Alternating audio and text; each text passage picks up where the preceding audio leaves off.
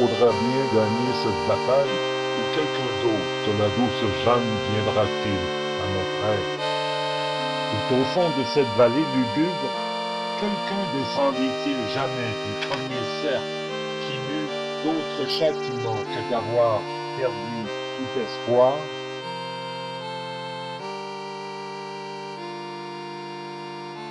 Il est très rare que quelqu'un d'entre nous fasse le chemin où je m'engage.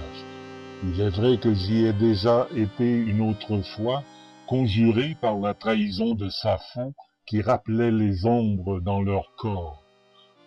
Ma chair n'était que depuis peu dépouillée de moi-même quand elle me fit pénétrer derrière ces murailles pour en arracher une âme du cercle de la Giudecca.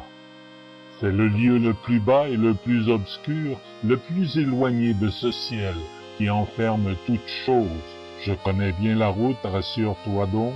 Ce marais qui exhale ici sa puanteur fait le tour complet de la cité dolente où nous ne pouvons plus désormais entrer sans violence.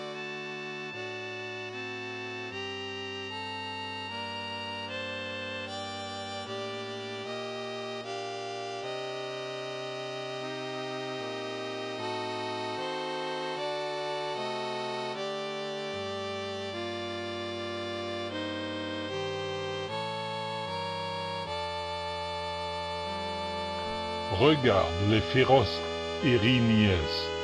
Vois la mégère du côté gauche, celle qui pleure à droite est Alecto.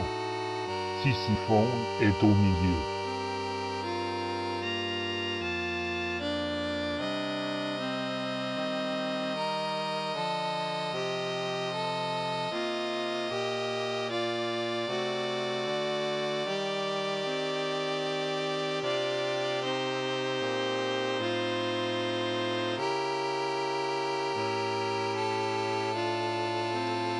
Vienne le temps de Méduse, et alors nous pétrifierons l'homme, ce prédateur, nous le jugerons, nous l'émasculerons, nous le transformerons en zombie pour qu'il ne jette plus de regard lubrique sur nos corps dénudés, qu'il soit beau, qu'il soit laid, qu'il soit de femme ou de transmutation de femme, qu'importe, pourvu qu'il n'y ait plus d'amour.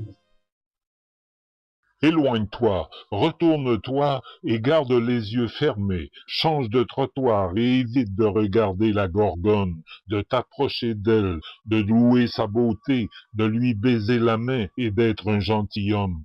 Oublie les fonctions de ta nature et la sienne, car tu n'aurais aucun moyen de retourner là-haut, et seul Dieu connaît la peine de ceux qui, sans vraiment savoir et vouloir ce qu'ils font du harcèlement sexuel leur nourriture quotidienne.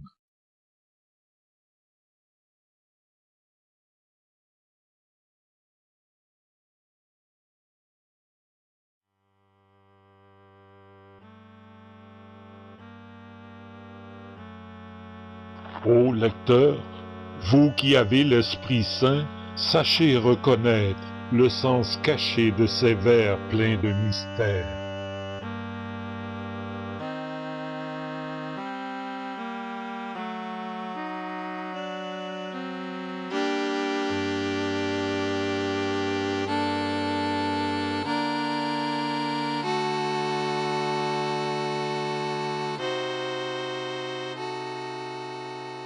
Dirige maintenant la vigueur de ton regard sur ces antiques flots écumants, là où la vapeur est la plus âcre. Ainsi, je vis plus de 1000 âmes épouvantées fuir devant quelqu'un qui glissait à grande vitesse, passait le stick à pied sec et qui semblait effleurer le sol plus que ne le touchait.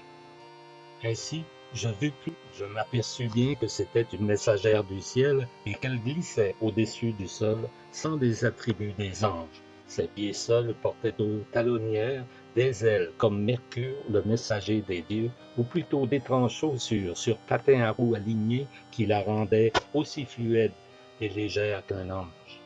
Elle portait une fine mousseline qui lui collait à la peau et qui moulait son corps parfaitement gracieux sous la pression de l'air, de sorte qu'on voyait ses petits tétons encore juvéniles, son plexus solaire et l'ombre secrète de sa vulve. Elle portait des genouillères d'un blanc pur, on aurait cru qu'elle était nue, et dans sa jeune insouciance, elle invitait à l'amour.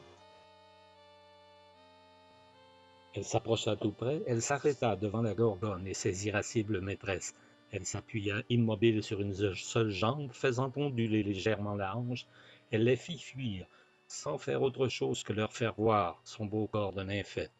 Mais moi, je ne fuyais pas, je regardais ses fesses qui se moulaient par la succion de sa robe de mousseline transparente, et je pensais à la beauté, au désir, à l'amour, ce pourquoi je croyais encore en Dieu.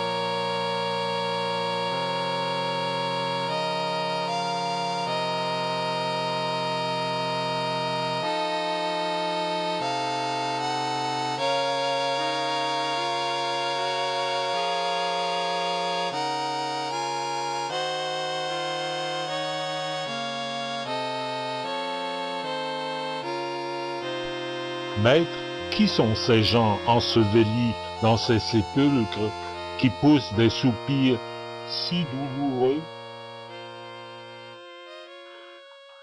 Ici sont les nouveaux clercs de toute secte, avec leurs disciples qui remplissent les tombes.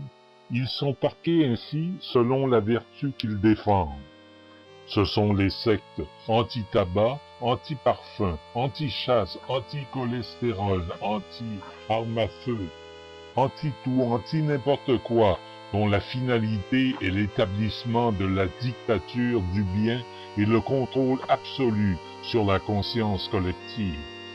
Méfie-toi de ces intégristes qui un jour légifèrent l'usage du tabac et qui demain t'interdiront de rêver, comme si cela devait porter atteinte aux mœurs collectives. Ils souffrent d'autant qu'ils ont usé de sédition et de démagogie à imposer leur vérité sur les ruines des anciennes vérités, avec des moyens aussi peu glorieux que ceux des anciens clercs, mais aussi efficaces à manipuler les foules et à imposer leur foi aux législateurs.